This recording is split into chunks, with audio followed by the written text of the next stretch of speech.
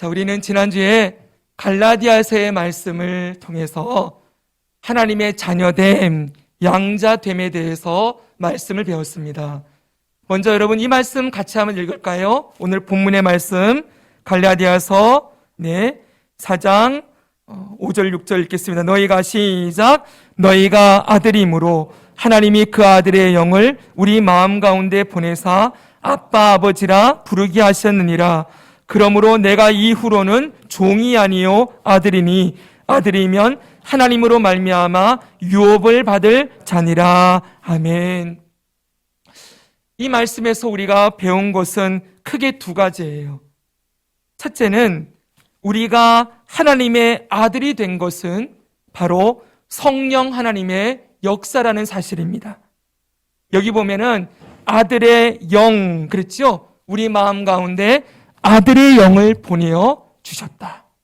바로 이분이 성령님이지요. 이 부분을 설명하려면 왜 아들의 영이 성령님이신가라는 걸 설명하려면 많은 내용들을 여러분들에게 말씀드려야 돼요. 그래서 오늘은 성령님을 다루는 설교 시간이 아니니까 다음에 한번 다루기로 하고 이 말씀 하나만 보면 될 것 같습니다. 요한복음 14장 26절입니다. 이 말씀 같이 읽겠습니다. 시작. 보혜사 곧 아버지께서 내 이름으로 보내실 성령 그가 너희에게 모든 것을 가르치고 내가 너희에게 말한 모든 것을 생각나게 하리라. 아멘. 여기 보면 보혜사라고 해놓고 곧 아버지께서 내 이름으로 보내실 성령 이렇게 얘기했어요. 예수님 말씀이에요. 예수님이 돌아가시기 전날 내일이면 십자가를 지는데 그 전날 최후의 만찬을 행하시고 거기에 설교하신 내용 중에 이 말씀이 들어있어요. 아버지께서 내 이름으로 누굴 보낸다고요? 성령을 보내실 것이다. 그래서 여러분 이 성령님은 바로 아들의 영이에요. 예수님의 이름으로 오는 영이기 때문에 아들의 영 이렇게 부르는 거예요. 그리고 또 이 말씀도 한번 보시기 바랍니다. 로마서 8장 14에서 16절입니다. 무릇 하나님의 영으로 인도함을 받는 사람은 곧 하나님의 아들이라. 너희는 다시 무소하는 종의 영을 받지 아니하고 양자의 영을 받았으므로 우리가 아빠 아버지라고 부르짖느니라. 성령이 친히 우리의 영과 더불어 우리가 하나님의 자녀인 것을 증언하시나니. 아멘. 여기도 보세요. 14절에는 하나님의 영 그랬죠? 하나님의 영하고 15절에는 뭐라고 되어 있습니까? 여러분 대답했어요. 뭐라고 되어 있어요? 양자의 영 이렇게 되어 있죠. 그 다음에는 16절에 성령이라고 되어 있어요. 이 하나님의 영, 양자의 영, 성령 같은 표현이에요. 모두 다 이렇게 얘기합니다. 하나님의 영으로 인도함 받는 사람은 하나님의 아들이다. 하나님의 영으로 그 하나님의 자녀들을 인도하신다. 그리고 양자의 영을 받아서 우리가 아빠 아버지라고 부르짖게 되었다. 그리고 성령께서 우리가 하나님의 자녀인 것을 증언해 주신다. 보십시오. 성령님은 곧 하나님의 영이고 하나님의 영이라고도 했지요. 그리고 그분이 우리를 하나님의 자녀가 되게 하시는 분이라는 의미에서 양자의 영이라고도 하십니다. 정리하면 성령님은 성경에서 따라합시다. 아들의 영, 하나님의 영, 양자의 영, 보혜사 이런 다양한 이름들로 불리는 거예요. 그런데 중요한 핵심은 그 성령이 오셔서 하시는 일이 바로 우리로 하여금 하나님을 아빠, 아버지라고 부를 수 있도록 하시는 일, 곧 우리를 하나님의 자녀가 되게 하시는 일을 하신다는 것입니다. 다시 우리가 기억해야 될 것이 우리가 구원받은 것은 성부 하나님, 성자 예수님, 성령 하나님, 삼위일체 하나님의 역사예요. 성부 하나님은 구원의 계획을 세우셨고요. 성자 예수님은 2000년 전에 이 땅에 오셔서 십자가에 죽으시고 부활하시고 승천하셨어요. 이건 과거의 일이에요. 그 과거에 객관적으로 일어났던 구원, 그리고 그 구원을 예수님이 십자가에서 완성하시고 하나님 보좌편으로 갔다는 거예요. 그 객관적으로 이루어진 2000년 전의 구원이 오늘 2022년을 살고 있는 저와 여러분에게 적용되어지는 일, 그 구원을 적용시키는 일, 이걸 구원의 주관적 구원이라고 해요. 각자에게 주관적으로 구원이 이루어지는 일은 누가 하신다고요? 성령님이 하신다고요. 그러니까 엄밀하게 말하면 우리를 누가 구원하셨습니까? 라고 물으면 성령 하나님께서 구원하셨습니다. 이렇게 대답할 수 있는 거예요. 물론 하나님이 하셨지요. 그리고 예수님이 우리를 구원하셨지요. 직접적으로 구원이 우리에게 적용되도록 이루어지도록 역사하신 분은 성령 하나님이시다. 그래서 예수님이 말씀하시는 거예요. 내가 가는 것이 너희에게 더 유익하다.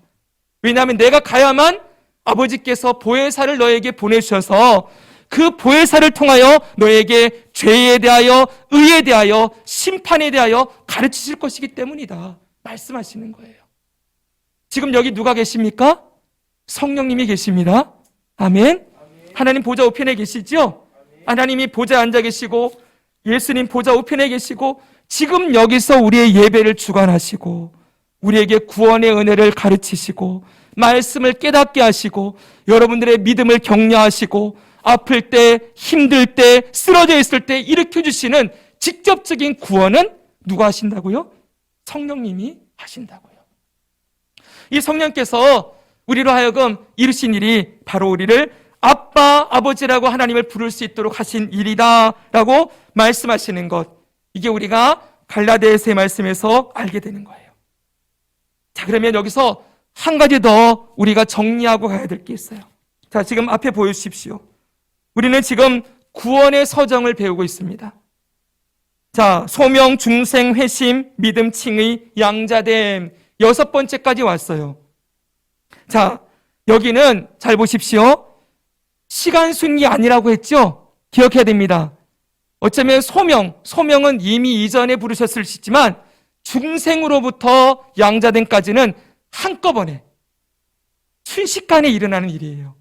그러니까 논리적인 순서일 뿐이지 중생한 사람에게 회심, 믿음을 주시고 믿음을 신 사람에게 뭐예요? 칭의와 양자됨이 일어나게 되는 거예요.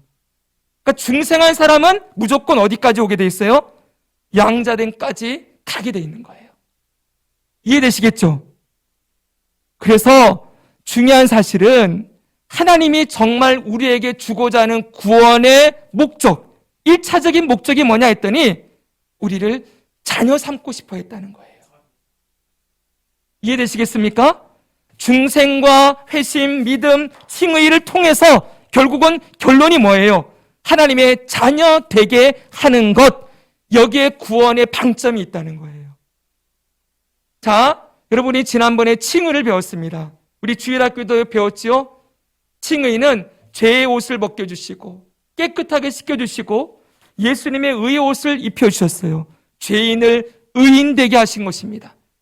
근데 칭의가 끝이 아니라는 걸 기억해야 된다는 거예요. 의인만 만들어 놓아서는 안 됩니다. 왜요? 그 깨끗한 의의 옷을 입고 살아가는 것으로는 부족한 게 있어요. 뭔지 아십니까?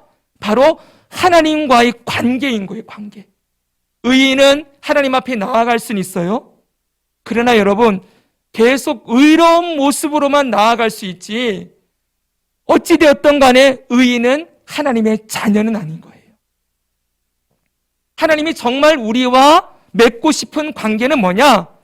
죄인을 의인으로 만들어서 하나님이 우리를 보실 때 의롭다라고 말해주는 그 정도 차원이 아니라는 거예요.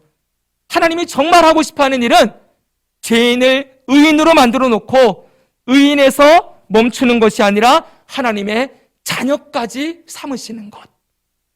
이게 하나님이 주시고 싶어하는 구원의 핵심이라는 것이지요. 할렐루야. 하나님은 여기까지 인도하고 싶으신 거예요. 단지 죄를 벗기고 의의 옷을 입혀주고 거기서 끝나는 게 아니라 내가 너를 내 아들로 입양하고 싶다. 너를 내 양자로 아들과 딸로 입양하고 싶다. 첫째 아들은 예수 그리스도. 그 예수 그리스도의 동생들로 우리를 불러주신다는 거예요. 이런 놀라운 은혜가 하나님이 주고 싶어 하시는 구원의 은혜라고 말씀하고 있다는 것입니다. 그래서 여러분, 에베소서 1장에서는 이 사실을 우리에게 이렇게 강조해 주고 있어요. 말씀 보겠습니다. 같이 한번 읽을까요? 시작.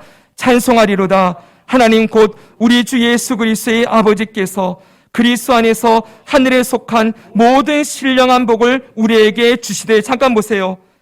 사도 바울은 앞에 맨 1장에서 에베소서 1장 3절 앞에서 찬송하리로다 이렇게 시작을 해요.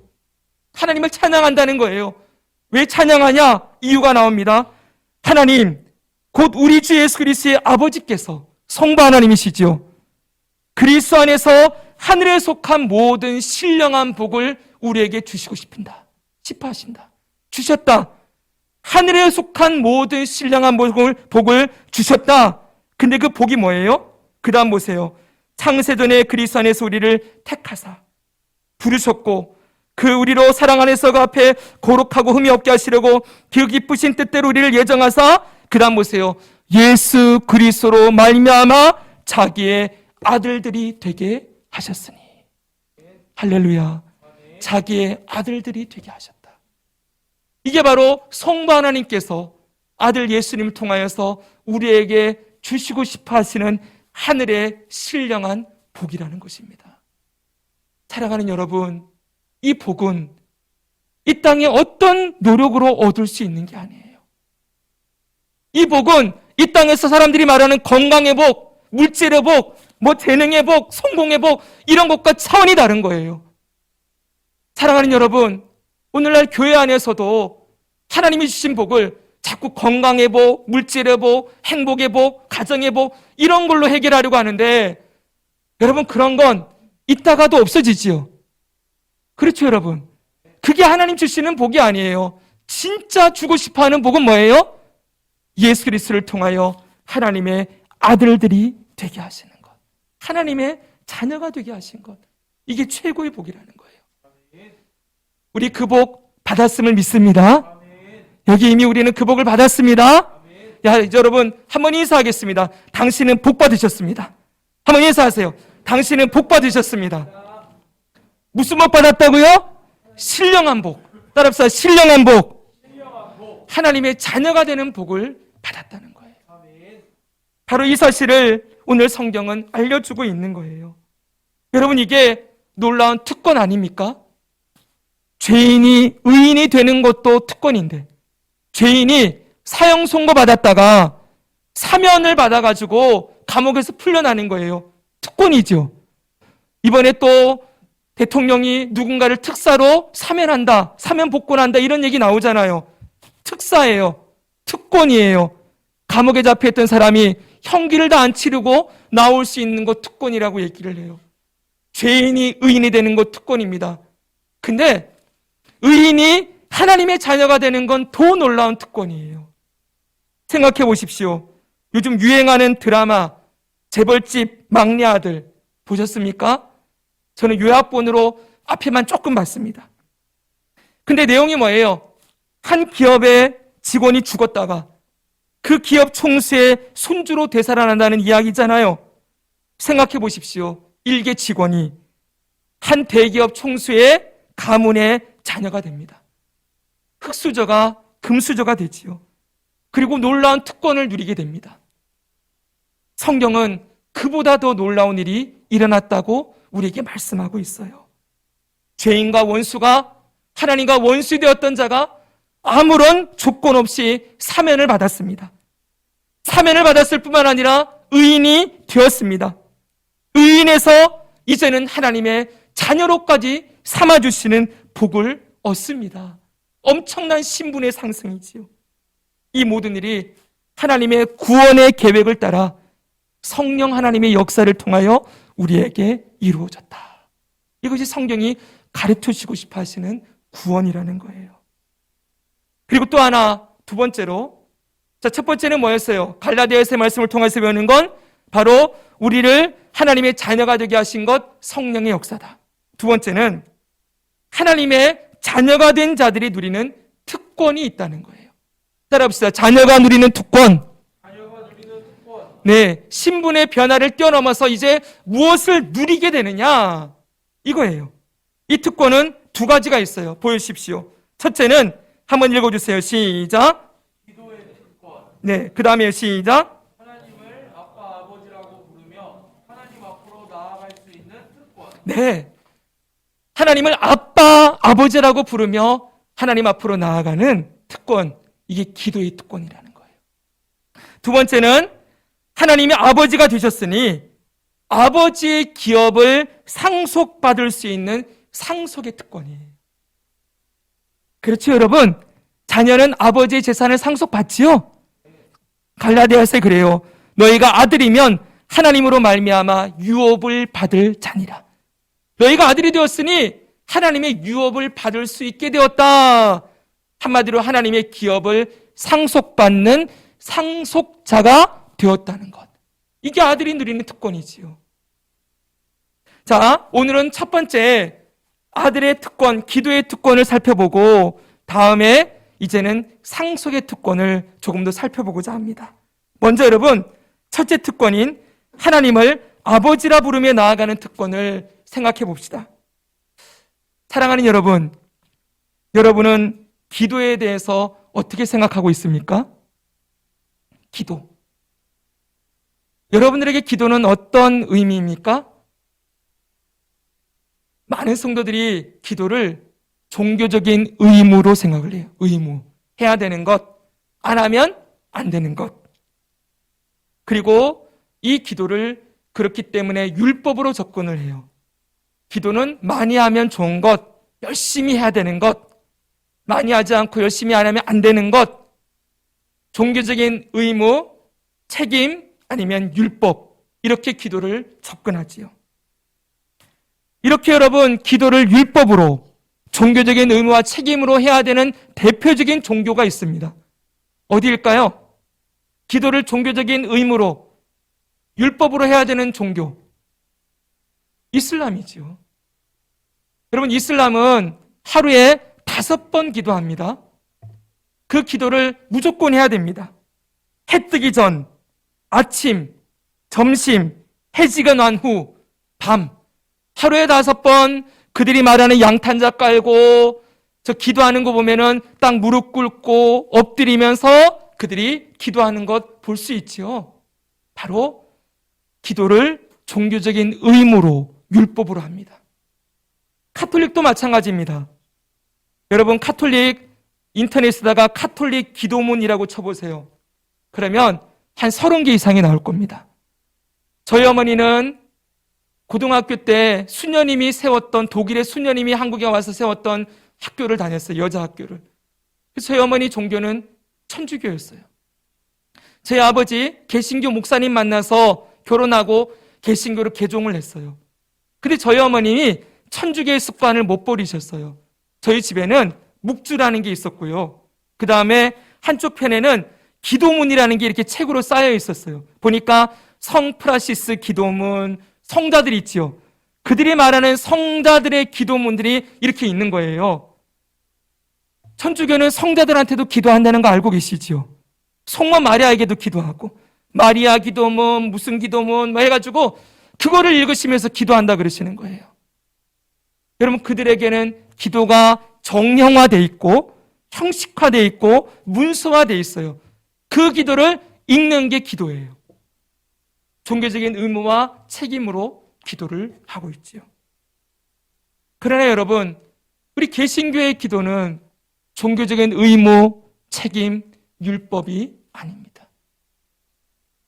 저 여러분들이 우리 교회에서 만나서 확신반, 성장반, 양육을 하는데 확신반 5가 기도에 가면 기도에 대해서 이런 정의를 해놓고 있어요. 보십시오. 기도는 영혼의 호흡이며 생명입니다. 기도는 하루를 열고 닫으며 하나님을 움직이는 열쇠입니다. 하나님과의 대화이며 교제입니다. 쓰러져가는 집을 받쳐주는 기둥입니다. 나의 필요를 하나님께 간구하는 것입니다. 여기서 여러분들이 생각하는 기도의 정의에 대해서 동그라미 쳤던 거 기억나실 것입니다. 이런 다양한 기도의 정의가 있는데 이 기도의 정의에서 가장 중요한 핵심은 3번이에요. 다음 보여주세요. 바로 이것입니다. 같이 읽겠습니다. 시작. 기도는 하나님과의 대화이며 교제입니다. 아멘. 기도는 하나님을 만나는 자리인 거예요. 아까 성경 말씀대로 하나님을 아빠, 아버지라고 부르면서 아버지를 부르며 아버지의 얼굴을 보러 나아가는 자리가 기도라는 것이죠. 그래서 기도는 하나님과의 교제예요. 어떤 목사님은 하나님과의 사귐이다 이렇게도 얘기를 했어요. 하나님과 사귀는 시간, 하나님 만나는 시간, 교제하고 대화하는 시간이다 말씀하는 것이죠. 질문해 보겠습니다. 여러분 가운데 부모님 만나러 갈 때 책임과 의무감으로 가시는 분 있으십니까? 물론 그런 경우들 조금은 있겠지요, 그렇죠? 관계가 좀 소원하거나 좀 마음에 어려움이 있거나 그러면 어쩔 수 없이 책임감으로 만나는 경우도 있겠지만 정말 부모님과 가까운 관계를 맺고 있고 정말 친밀하고 사랑하는 그런 관계를 맺고 있으면 그럼 부모님 만나러 갈 때 책임감 가지고 나아갑니까? 아니죠. 율법으로 나아갑니까? 내가 이번에 어머니 만나야 어머니가 나한테 뭐도 좀 해주고 이럴 텐데 이거 안 하면은 어머니가 나 싫어할 텐데 꼭 해야 되는 의무로 율법으로 하시지 않으시지요? 네, 여러분. 바로 정말 부모님과 아름다운 관계를 맺고 있다면 부모님과의 만남은 책임과 의무가 아니라 너무나 자연스럽고 너무나 행복하고 기쁜 시간일 거예요. 우리의 기도가 바로 이런 시간이라고 말씀한다는 것입니다. 기도는 아버지를 만나는 시간이에요. 하나님을 아빠라고 부르면서 그 아빠와의 친밀한 교제와 사귐을 누리는 시간이 기도라고 말씀하고 있습니다. 사랑하는 여러분, 우리가 만나는 아빠는 어떤 분입니까? 이 세상의 육신의 부모님들은 한계가 있고 여러 가지 부족한 면도 있지요. 저희 어머니 저를 일평생 사랑한다고 말씀하셨지만 저희 어머니의 양육 방법은 저로 하여금 분노하게 하고 상처받게 만들고 너무나 고통스러운 학창시절을 보내게 만드셨어요. 지금도 말씀하세요. 내가 너 사랑해서 그랬지. 여러분, 우리 부모님들은 방식도 또 여러 가지 방법들도 지혜롭지 못할 때, 부족할 때 있습니다. 여러분들도 여러분 자녀 기를 때 부족함이 있다는 건 너무 많이 느끼지요. 내가 이러면 안 되는데 하면서 하고 계시는 일들 너무 많으시죠, 그렇죠? 이 땅에 완전한 부모는 없습니다. 그러므로 완전한 사랑도 없지요. 그러나 우리 아버지는 아빠, 아버지라고 부르는 하나님은 어떤 분이십니까? 완전하신 분이십니다. 그분은 실수가 없으신 분이시지요. 그분은 우리의 창조주이십니다. 우리를 만드셨어요. 그분은 우리를 통치하시는 분이십니다. 그분은 우리를 인도하시는 인도자가 되시지요. 보호자가 되십니다. 구원자가 되십니다. 치료자가 되십니다. 공급자가 되십니다. 승리자가 되시는 분이십니다. 할렐루야. 제가 하나하나 설교 준비하면서 다 적으려고 그랬어요. 창조자, 구원자, 통치자, 승리자, 치료자, 회복자, 인도자. 제가 지금 한 단어로만 얘기했지만 이 안에 얼마나 많은 내용이 들어있는지 성경을 보면 우리는 알 수 있지요. 사랑하는 여러분, 그분이 우리 아버지라는 거예요. 여러분, 그런 아버지라면 우리 아버지 만날만 하지 않겠습니까?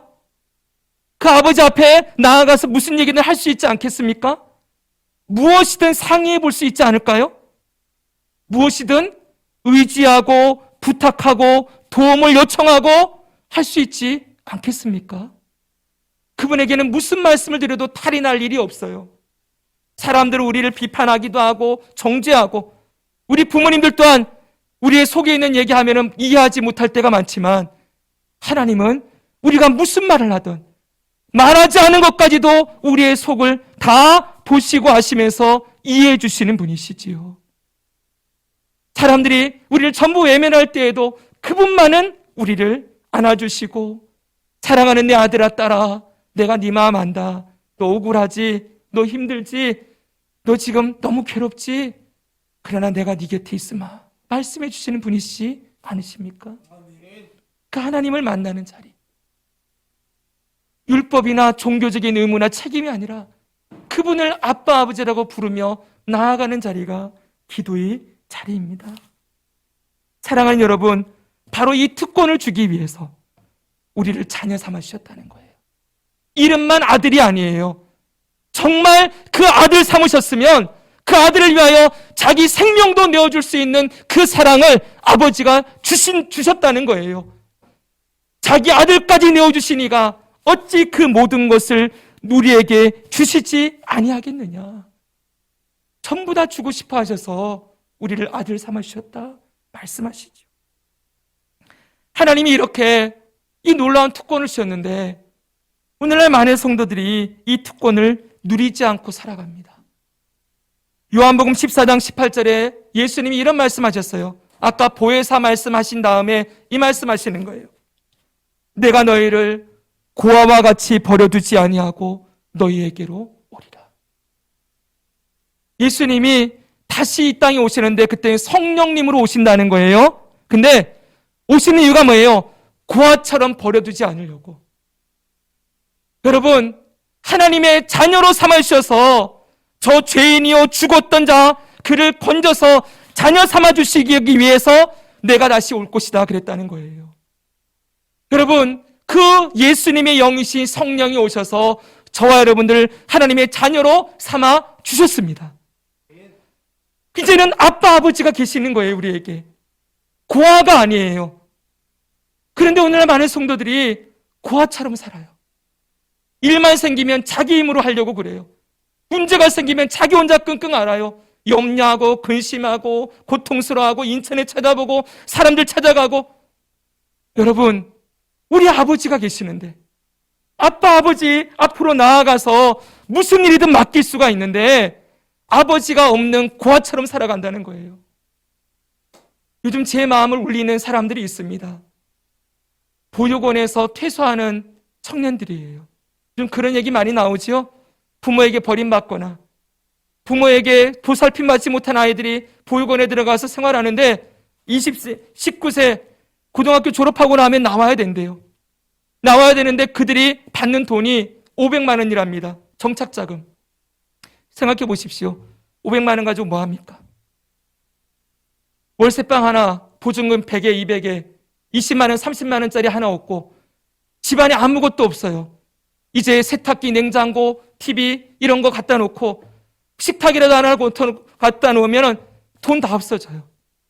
이 아이들이 어디에 비빌 수가 있습니까? 뭘 할 수가 있겠습니까? 제 마음이 그 아이들, 요즘은 그 아이들을 볼 때 너무 마음이 아파요. 여러분 주변에 그런 친구들이 있으면 우리 좀 도와줍시다. 우리 교회 추수감사헌금, 절기헌금 이웃들에게 나누기로 돼 있지요. 저는 누구 아시는 분이 있으면 그런 친구들에게 지원했으면 좋겠어요. 여러분, 여러분들 가운데 혹시 그렇게 사회생활 시작하신 분이 있습니까? 아니죠. 우리 부모님들의 보호와 지원 아래 그 고등학교 졸업하고 사회에 뛰어드는 시간 우리 어려움 없이 지나왔잖아요. 사랑하는 여러분, 부모가 없이 산다는 건 단순히 나를 사랑해주는 분이 없다 이 정도가 아니지요. 내 삶에 정말 필요가 있을 때, 내 삶에 도움이 필요할 때 아무에게도 손을 벌릴 수가 없다는 거예요. 여러분, 우리도 마찬가지였다는 거예요. 우리의 영적인 상태가 하나님을 모를 때 전부 다 내 힘으로 살아야 됐어요. 문제 생기면 내가 해결해야 됐어요. 그러나 이제는 아버지가 계시잖아요. 아들아, 나한테 와라. 나한테 물어볼래? 아들아, 나하고 상의 좀 해보자. 너 지금 뭐 고민 있니? 너 내가 다 알고 있는데 와서 얘기해봐라. 여러분, 무엇이든지 맡길 수 있고 무엇이든지 해결해 줄 수 있는 전지전능하신 아버지가 계시는데 그 아버지 앞에 나아가지 않고 고아처럼 혼자 킹킹 매고 혼자 아파하면서 그렇게 염려하고 걱정하며 살아가는 성도들이 너무 많아요. 여러분, 그것보다 더 안타까운 일이 어디 있겠습니까? 아버지입니다. 아버지를 찾는 건 여러분 어떤 종교적인 의무나 책임이 아니라 특권입니다. 그 아버지를 만나는 특권 누리시기 바랍니다. 그 특권을 누리십시오. 그런데 여러분, 우리가 이 기도의 특권을 사용할 때 주의사항이 있어요. 주의사항은 세 가지입니다. 첫째, 기도의 대상을 분명하게 해야 돼요. 오늘 마태복음 6장의 말씀을 읽었지요? 6장 5절에 이런 말씀이 있습니다. 읽어보겠습니다. 또 너희는 시작. 기도할 때 외식하는 자와 같이 하지 말라. 그들은 사람에게 보이려고 회당과 큰 거리 어귀에 서서 기도하기를 좋아하느니라. 내가 진실로 너희에게 이르노니 그들은 자기 상을 이미 받았느니라. 아멘. 기도할 때 외식하는 기도가 있대요. 이 기도는 한마디로 하나님이 아닌 사람에게 보이려고 하는 기도예요. 사람에게 보여주려고 하는 기도. 이 기도는 이미 자기 상을 받았다고 했어요. 왜 그럴까요? 사람들이 기도 잘하고 있으면 칭찬해 주겠죠. 와, 저분 어떻게 저런 미사여구와 저런 탁월한 문장력을 가지고 저렇게 기도를 잘할 수가 있을까? 칭찬하는 순간 상이 이미 주어지고 끝나버리는 거예요. 그 기도는 사람에게 했기 때문에, 사람에게 보이려고 했기 때문에 사람이 칭찬해주고 인정해주면 그 기도의 상은 끝났다는 거예요. 여러분, 우리가 이런 기도할 때 있죠. 특히 대표 기도할 때. 아무래도 공적인 기도의 자리에서 우리가 기도하려면 사람에게 보이려고 하는 마음들이 조금 있을 수 있겠지요. 물론 여러분, 공적인 기도는 형식이 있어요. 하나님을 부르고 그 다음에 회개하고 감사하고 회개하고 필요를 구하고 예수님의 이름으로 기도합니다라는 어떤 틀이 분명히 있습니다. 개인의 기도는 아니니까. 그러나 그것마저도 우리의 기도의 대상이 사람이 아니죠. 여러분, 대표 기도할 때 사람들에게 들려주려고 기도 준비하지 않으시죠? 이 기도의 대상은 누구입니까? 하나님. 하나님 아버지께 올려드리는 거예요. 이걸 잊으시면 안 됩니다. 그래서 여러분, 특별히 개인 기도할 때에는 더 중요하지요. 여러분, 기도의 형식이 있습니까? 없습니다. 여러분, 아이가 와가지고 우리 다니가 엄마한테 와가지고 엄마 해주세요 하는데 형식과 문장을 갖춰가지고 예의 갖춰서 딱 정형화된 걸로 얘기하는 거 있습니까? 우리 노아가 엄마한테 와서 어머니 이렇게 가면서 뭐뭐 해주시면 감사하겠나이다 이러면서 하나요? 아니지요. 뭐든 할 수 있어요. 중요한 핵심 뭐예요? 하나님이 우리의 아버지시고 그 아버지 앞에 우리는 무슨 말이든 어떤 표현이든 할 수 있다는 거예요. 그래서 6절에 이렇게 가르칩니다. 너는 기도할 때 내 골방에 들어가 문을 닫고 은밀한 중에 계신 내 아버지께 기도하라. 은밀한 중에 보시는 내 아버지께서 갚으시리라. 여기 골방에 들어가라 그랬죠? 그러니까 사람들이 오해했어요. 꼭 골방으로 들어가서 기도해야 되는 줄 알아요. 이 골방의 의미는 하나님과 나만 만나는 자리예요. 그러니까 1대1로 만날 수 있는 자리예요. 그럼 골방이 길 가는 길거리도 될까요? 됩니까, 여러분? 버스 안도 될까요? 운전 중에 될까요? 되지요. 하나님과 나만 만나는 자리, 은밀한 중에 보시는 독대하는 자리는 어디든 되는 거예요. 우리의 일상 어디서나 골방이 될 수 있어요. 하나님 아버지께 기도하는 시간, 드리는 시간은 어디서나 가질 수 있다. 기도의 대상은 사람이 아니다. 하나님이요. 어디서나 하나님을 만날 수 있는 특권이 있다는 것, 그게 첫 번째 주의사항입니다. 두 번째, 우리의 기도를 들어주시는 이유를 분명하게 알아야 돼요. 보여주세요. 자, 두 번째 같이 한번 읽습니다. 시작. 사랑하는 여러분, 하나님이 우리 기도 왜 들어주실까요? 열심히 해서요? 우리가 뭔가 잘해서요? 아니죠. 여러분, 오늘 본문은 7절에서 이렇게 말씀하고 있어요. 읽어주세요. 시작. 또 기도할 때 이방인과 같이 중언부언하지 말라. 그들은 말을 많이 하여야 들으실 줄 생각하느니라. 아멘. 여기 이방인의 기도가 나옵니다. 앞에는 외식하는 기도예요. 외식하는 기도는 사람에게 보이려고 하는 것. 여기는 이방인의 기도가 나옵니다. 이방인의 기도의 특징은 중언부언이에요. 중언부언의 뜻이 뭡니까? 같은 말을 계속 반복하는 것, 이런 뜻이거든요. 근데 여러분, 우리 중원본 할까 안 할까요? 아기가 아프면 하나님 우리 아기 살려주세요. 계속 1시간 내내 똑같은 말만 하겠지요. 그때 무슨 다른 기도가 나와요? 그럼 그거 중원본인가요? 똑같은 말 반복하고 있으니? 아니라는 거예요. 그래서 많은 분들이 중원본 오해해서 기도를 할 때마다 바꾸는 거예요. 하나님 우리 아이 살려주세요. 하나님 우리 아이 고쳐주세요. 하나님 우리 아이 일으켜주세요. 전부 단어를 바꿔서 해야 된다는 강박관념이 있는 분도 봤어요. 그거 아니에요, 여러분. 무엇이든지 힘들고 어려운 거 그것만 구할 수 있어요. 여기 말하는 중원본은 한마디로 주문이에요, 주문. 불교에 가면은 나미아부탑을 관세음보살 그러죠, 그렇죠? 나미아미탑을 관세음보살은 관세음보살을 바라보아라 이런 뜻이래요. 그걸 계속 연불로 외우고 있어요. 남묘호랑개교라고 옛날에 일본에서 들어온 이상한 종교는 하루 종일 남묘호랑개교, 남묘호랑개교 이런 것만 외워요. 수리수리 마수리, 뭐 아브라카보 브라다 뭐 이러면서 있잖아요. 똑같은 단어를 계속 반복하는 것, 이게 중원본이에요. 근데 여러분, 이 중원본 하는 이유가 뭘까요? 똑같은 말을 계속 반복하는 이유. 여기 나와 있잖아요. 그들은 말을 많이 하여야 들으실 줄 생각한다. 그러니 주문 한 번만 외웁니까? 여러 번 외우죠, 그렇죠? 될 때까지 외우지요. 여러 번 외워서 말을 많이 해서 뭘 해야 되는 거예요? 신이 들어줄 때까지, 신이 감동시킬 때까지 주문을 외워야 되는 거예요. 이게 여러분 이방인의 기도라고 했어요. 오늘날 교회 안에 기도를 이렇게 사용하는 분들이 있어요. 기도를 많이 해야 되고 오래 해야 되고 열심히 해야 하나님이 들어주신다. 여러분 맞습니까? 우리가 열심히 하면 하나님 들어주실까요? 예를 들어 보겠습니다. 잘 들어보세요, 여러분. 두 사람이 둘 다 크리스찬이에요. 한 직장에서 예를 드는 겁니다. 그냥 승진을 하려고 그래요. 둘이 경쟁 상대예요. 둘이 열심히 노력도 하지만 가서 열심히 기도도 하겠지요. 그렇죠? 그럼 여러분, 하나님은 누구의 기도를 들어줘야 될까요?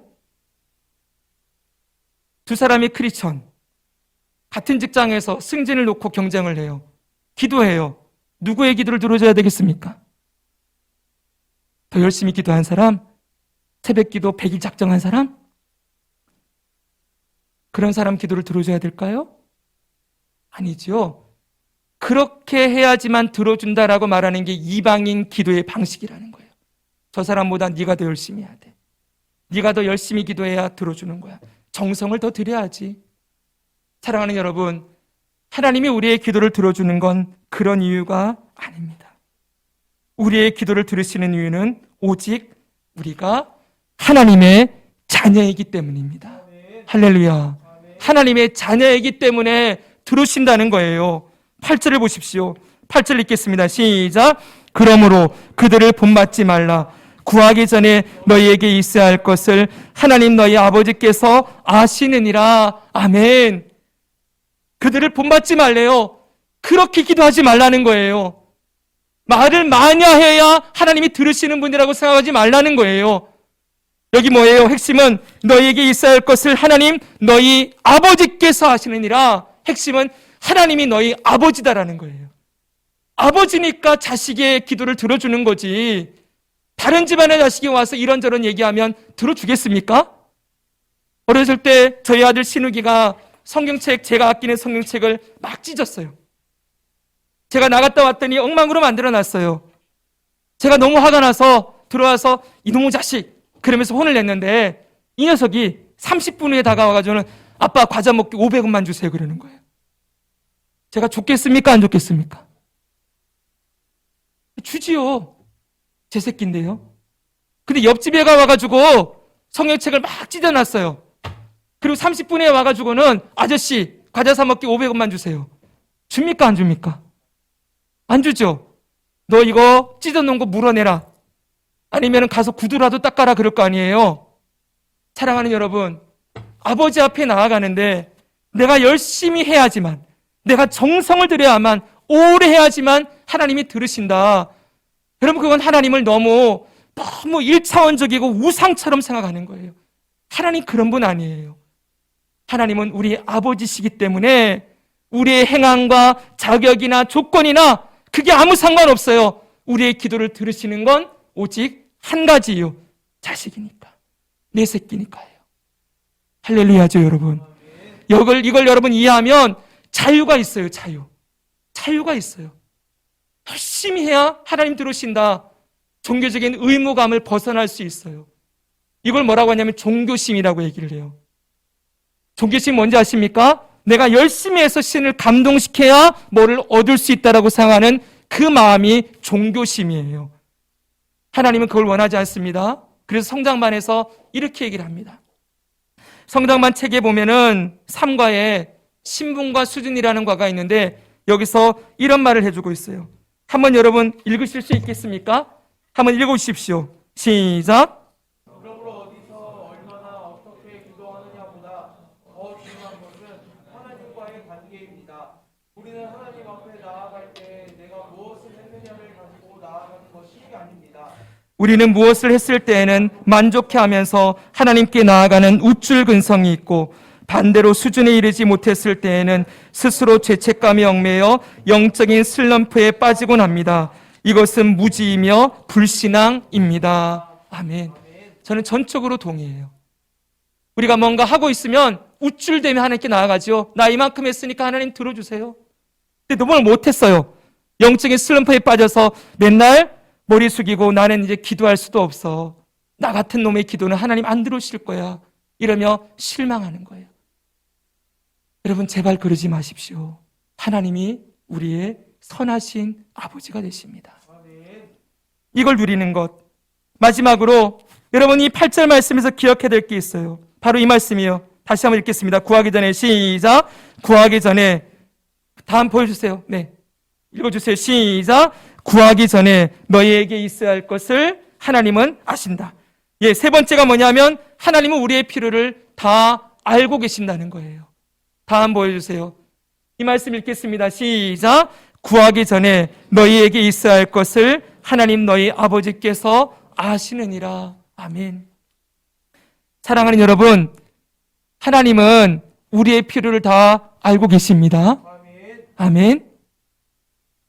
부모는 자녀의 얼굴만 봐도 얘가 뭐가 필요하는 거나 알지요? 그쵸? 근데 다 아는데 왜 기도해야 될까요? 그럴 수 있잖아요. 하나님이 내 필요 다 아는데 그럼 기도할 필요 없겠네. 알아서 다 해주시겠네. 왜 기도해야 될까요? 잘 들으세요. 기도를 하나님 앞에 무언가를 받아내기 위해서, 얻어내기 위해서 기도한다면 기도할 필요 없습니다. 맞지요? 하나님 다 아시니까. 근데 기도는 뭐를 얻어내기 위한 게 아니라고 했지요. 하나님과의 대화요, 교제라고 했지 않습니까? 그렇지요. 그러면 기도하는 게 당연하겠죠. 그렇죠? 부모가 자식이 뭐가 필요한 거 다 알아요. 눈빛만 봐도. 근데 얘가 와서 아빠 이런 일 있는데 내가 힘들어요. 도와주세요. 그러면 그 아빠와 자녀의 관계가 훨씬 더 신뢰와 믿음의 관계로 회복되고 성장하겠지요. 바로 그런 의미에서 우리는 하나님 앞에 기도하는 거예요. 뭘 받아내기 위해서 기도하는 게 아니에요. 하나님은 핵심은 뭡니까? 우리의 필요를 다 알고 계신다. 아멘. 그럼 여러분 이 말은 반대말도 할 수 있습니다. 우리에게 필요 없는 것도 다 아신다. 인정합니까? 그럼 우리가 기도를 했어요. 기도했는데 하나님이 들어주시는 것도 있고 안 들어주시는 것도 있어요. 들어주신다는 건 뭐예요? 필요한 줄 아시고 주시는 거겠지요. 안 들어주시는 건요? 필요 없으니까 안 주시는 거겠지요? 할렐루야. 아멘. 여러분 인정하십시오. 우리의 필요를 다 아신다는 말씀 속에는 내게 뭐가 필요한지, 뭐가 필요하지 않은지, 뭐가 지금 중요한지, 중요하지 않은 게 무엇인지를 하나님이 다 판단하시고 그분이 주관하시고 그분의 뜻대로 인도해 주고 계신다는 것입니다. 그렇게 여러분 지금 우리의 삶에 이미 우리가 인정해야 될 것은 필요한 것 다 주셨습니다. 할렐루야. 우리 눈에 볼 때는 뭐도 부족하고요, 뭐도 부족하고요, 하나님 저것도 줘야 되고요, 이것도 아직 없고요, 이것도 어렵고요, 이럴지 모르지만 하나님은 지금 말씀하시는 거예요. 너 필요한 것 내가 다 주고 있다. 왜 그것을 안 주십니까? 지금 필요가 없기 때문이에요. 앞으로 주실 수 있어요. 그러나 영원히 안 주실 수도 있어요. 사도 바울이 기도했습니다. 수요일마다 성경에서 배우는 기도를 배우는데 사도 바울이 육체에 가시가 있었어요. 아주 심한 질병이 있었는데 하나님 앞에 이것이 떠나가기를 3번이나 기도했대요. 숫자로 3번이 아니라 전심으로 기도했다는 거예요. 하나님 이것 좀 고쳐주세요. 하나님의 대답이 뭐였을까요? 안 되었어요. 안 고쳐줄랜다. 왜 안 고쳐주실까요? 무럭지지 않습니까? 왜 하나님 이거 힘들어 죽겠는데 왜 안 해주세요? 하나님 대답해요. 내 은혜가 네게 족하다. 이미 필요한 은혜는 내가 너에게 다 주었다. 그 다음에 네가 약할 때 강함이 된다. 나를 더 의지할 수 있기 때문이다. 네가 그거 고쳐놓으면 교만할까 봐, 너의 약함을 다 해결해 놓으면 네 힘으로 살아가는 줄 알까 봐 내가 너에게 육체의 가시 남겨둔다. 그래야 네가 내 능력, 하나님의 능력을 의지하며 겸손하게 살 것이기 때문이다. 사랑하는 여러분, 하나님은 바울이 완전한 사람이 되면 교만할까 하셨어요. 그래서 육체의 가시 남겨두시고서 이걸 통하여 더욱더 겸손하게 하나님 찾는 사람이 되기를 원하셨어요. 그래서 안 돼 그러셨어요. 사랑하는 여러분, 여러분의 삶에 지금 안 된다고 말하시는 부분들이 있으시지요. 하나님 왜 안 들어주세요? 난 정말 이게 필요한데요. 하나님 말씀하십니다. 필요한 거 다 줬다. 인정하십니까? 아멘. 다 주셨습니다. 지금 안 주시는 이유는 지금 필요 없기 때문이요. 나중에 주실 수도 있으세요. 아니면 주님 앞에 갈 때까지 해결되지 않는 것도 있을 거예요. 그러나 선하신 아버지는 이미 모든 것을 다 아시고 주시는 분이십니다. 그 하나님 여러분 기뻐합시다. 그 하나님 신뢰합시다. 하나님의 선하신 계획을 인정합시다. 결론, 여러분이 지금 못해서가 아니에요. 지금 뭐가 안 이루어지고 있는 건 여러분 기도가 부족해서 아니에요. 이미 다 알고 계시는데 하나님의 때에 아직 그때가 되지 않았기 때문이에요. 그러면 하나님 만날 필요 없겠네요? 아니지요. 하나님을 뭘로 만난다고요? 네, 사귐으로, 교제로, 전능하신 아버지를 만나는 시간으로 이 아버지를 만나는 특권을 하나님은 우리에게 주시고 그걸 사용하기를 원하세요. 하나님이 우리에게 제일 바라는 건 여러분 보는 거예요. 여러분 부모님들이 맨날 전화 언제 오나, 언제 찾아오나 기다리시지요. 하나님도 마찬가지예요. 여러분들을 만나기를 원하시고 매 순간 하나님 얼굴을 찾기를 원하시고 하나님 앞에 나아가 마음에 있는 거 다 쏟아놓고 하나님과 대화하기를 원하셔서 우리를 자녀 삼으셨대요. 사랑하는 여러분, 그 하나님 만나시지 않겠습니까? 2022년도가 다 지나갔습니다. 올 한 해 하나님과 얼마나 가까우셨나요? 얼마나 우리를 만나시기를 원하시는 하나님을 만나셨나요? 사랑하는 여러분, 다시 마음을 먹고 우리의 아빠 아버지 그 이름을 부르며 아버지를 만나는 귀한 특권, 기도의 자리 늘 가까이 하고 주님 만나는 기쁨을 누리며 살아가기를 주 예수 그리스도의 이름으로 축복합니다. 아멘.